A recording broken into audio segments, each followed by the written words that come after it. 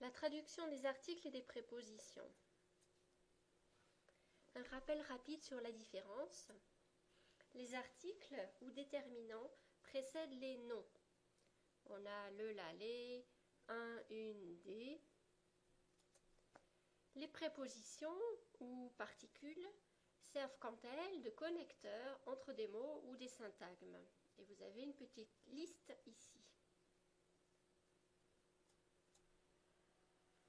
Alors comment va-t-on traduire la préposition anglaise on? Bien souvent, on pourra se contenter de dire sur, comme le café est sur la table, pas de problème. Ça ne marchera pas pour d'autres expressions, par contre, comme des expressions temporelles ici. On Monday se traduira simplement par lundi. Ce sera impossible de dire sur lundi.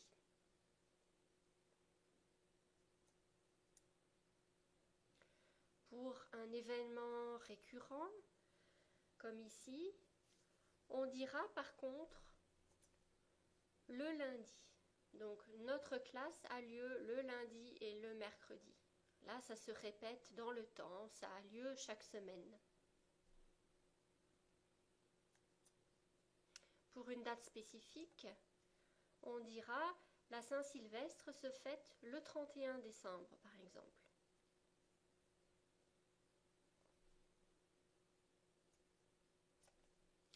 Et attention pour la traduction avec le mot le téléphone. Bon, il est masculin en français, mais pour on the phone, on dira au téléphone. Si vous dites sur le téléphone, vous allez créer une situation complètement surréaliste. Alors l'article défini en français, il est beaucoup plus fréquent qu'en anglais. Vous voyez ici, on a love tout simplement, alors qu'en français, l'amour rend parfois aveugle. Donc là, il est vraiment essentiel.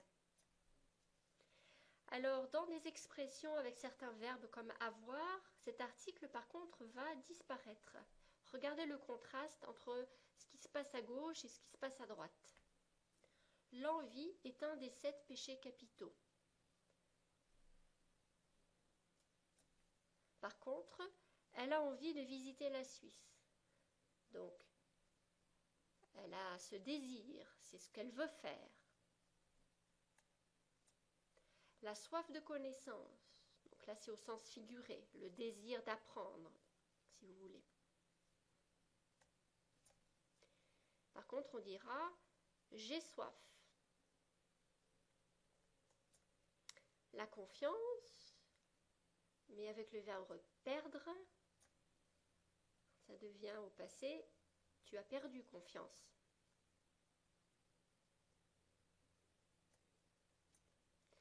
Et finalement l'horreur, comme les atrocités de la guerre. On aura l'expression avoir horreur, qui signifie que l'on déteste quelque chose, qu'on a une phobie de quelque chose. J'ai horreur des araignées. Donc là, vous voyez que systématiquement, dans ces expressions à droite, l'article le disparaît, le ou la disparaît.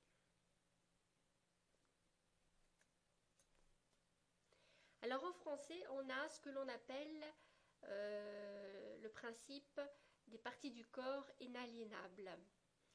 Ça signifie que par définition, les parties du corps ne peuvent pas être détachées, en général. Alors regardez le dialogue. Tu as mal à la tête demande Marie. Elle touche légèrement son front. Oui, soupire-t-il. Donc là, avec son front, on va comprendre, disons, la plupart des locuteurs francophones vont interpréter ça comme his. C'est-à-dire que il y a une proximité affective entre les personnages, par exemple Marie est la mère de l'homme, ou alors elle est amoureuse de l'homme et elle se permet de le toucher physiquement. Par contre, si on disait elle se touche le front dans la même situation, ce serait pour créer une situation miroir où elle ne touche pas l'homme, mais elle se touche son front à elle. Et là, ça impliquerait une distance entre les personnages. Alors, vous voyez qu'avec cette phrase « elle se touche le front », il n'y a pas d'ambiguïté. Tandis que avec la première « elle touche son front », pour certains francophones, ça pourrait être interprété des deux façons. Et là, ça va dépendre de la région du monde et ça va dépendre également, bien sûr, du contexte de l'histoire.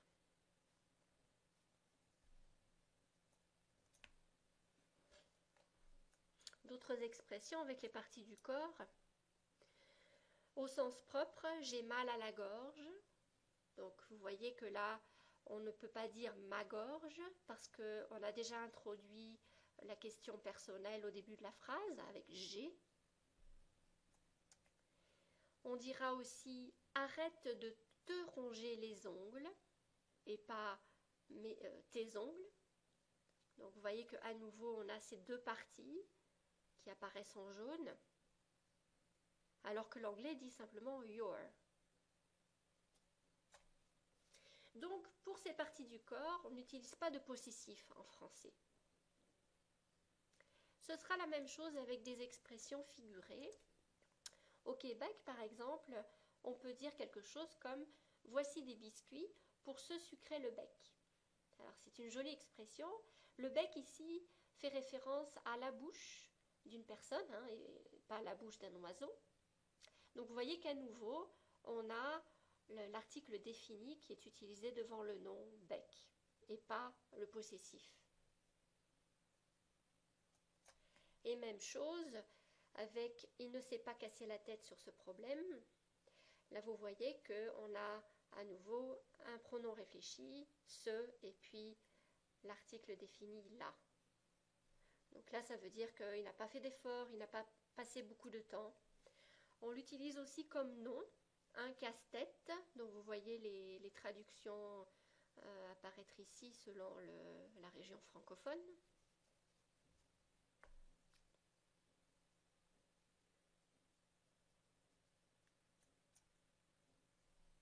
Alors maintenant, l'équivalent du in anglais géographique. En anglais, c'est simple. Que l'on parle d'une ville ou d'un pays, on dira toujours in. En français, c'est compliqué, comme vous le savez probablement déjà. C'est plus compliqué. Pour une ville, on dira à Londres. Pour un pays féminin, en France. Et pour un pays masculin, au Canada. Alors quand on est canadien, on n'a aucune excuse parce qu'on a l'hymne national au Canada. Donc c'est pareil, essayez de vous souvenir de ça. Maintenant, on a des petites exceptions. Vous avez par exemple Équateur, qui logiquement, d'après la terminaison, devrait être masculin, mais à cause de la présence de la voyelle en début de mot, pour des raisons de liaison phonétique, on va utiliser en Équateur.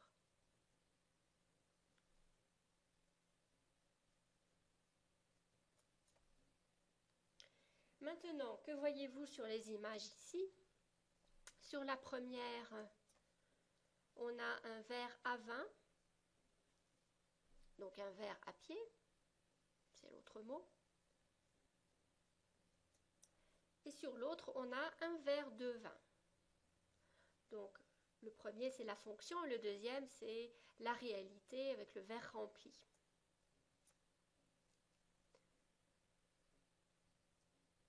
Même chose avec une cuillère à soupe. L'anglais fera référence à tablespoon. Par contre, on dira une cuillerée de soupe. Donc, par exemple, la maman donne une cuillerée de soupe à son bébé. Donc là, il s'agit de la réalisation, de l'utilisation concrète de la cuillère.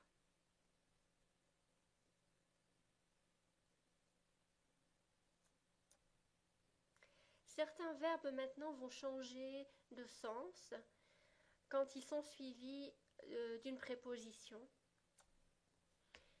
Penser à, pensée de. Elle pense à lui. Par contre, que penses-tu de cela? Que penses-tu de ça? Là, c'est pour demander l'opinion de quelqu'un. Quelle est ton opinion là-dessus? On a le verbe tenir, mais s'il est suivi de la préposition à, c'est un sens complètement différent. Je tiens à toi, pour marquer l'affection pour quelqu'un, dans un sens romantique ou pas. Ou alors pour dire que l'on insiste, on veut vraiment faire quelque chose. Je tiens à vous montrer ce document. Et si l'interlocuteur en face hésite ou refuse, on peut insister en disant si, j'y tiens. Donc voilà pourquoi on a le Y ici, c'est à cause de l'expression tenir à.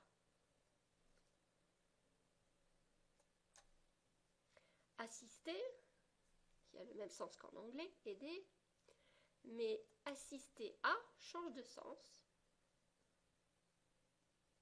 Donc, on va écouter une présentation.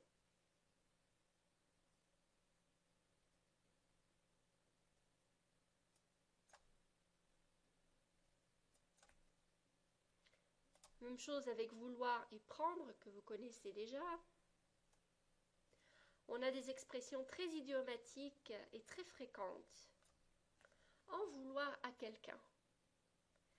Ça signifie qu'on a de la rancœur contre quelqu'un. La personne nous a fait du mal, par exemple, et on n'a pas eu réparation, par exemple. Donc là, c'est difficile d'établir l'origine de en, à quoi ça fait référence. Ça reste implicite, en tout cas. Et vous voyez que ça change vraiment le sens du verbe vouloir.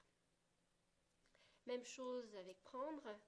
S'en prendre à quelqu'un aura le sens de attaquer quelqu'un, que ce soit de façon verbale ou physique parfois. Et là, vous voyez que donc le verbe change de sens. Et il y en a bien d'autres comme ça. Si vous ouvrez le dictionnaire avec prendre et vouloir, vous allez en trouver beaucoup.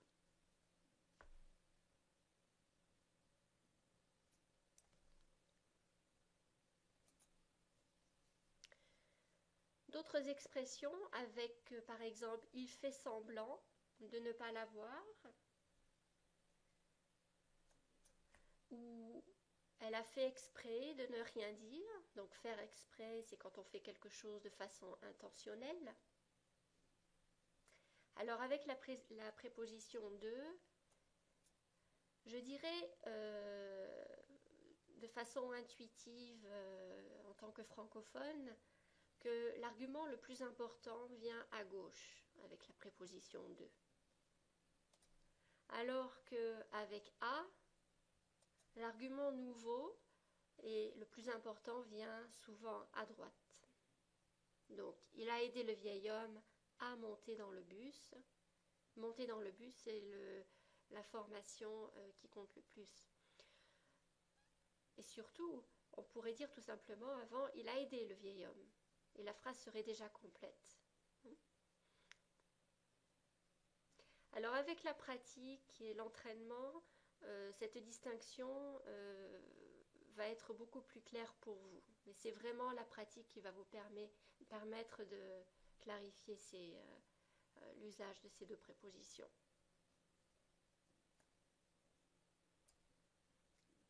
Pour terminer, vous connaissez chez, dans le sens ici, viens dîner chez moi, pour faire référence à un espace, un endroit physique. Maintenant, on pourra dire également, c'est inhabituel chez elle d'être en retard. Et ici, on fait référence non pas à la maison de la personne, pas du tout, mais on fait référence à son espace psychologique ou sa disposition psychologique. Donc on pourrait le reformuler en disant ça ne lui ressemble pas, qui est une autre expression idiomatique pour dire ce n'est pas dans son caractère, ça ne correspond pas à ce qu'elle fait habituellement. C'est tout pour cette leçon sur les prépositions et les articles.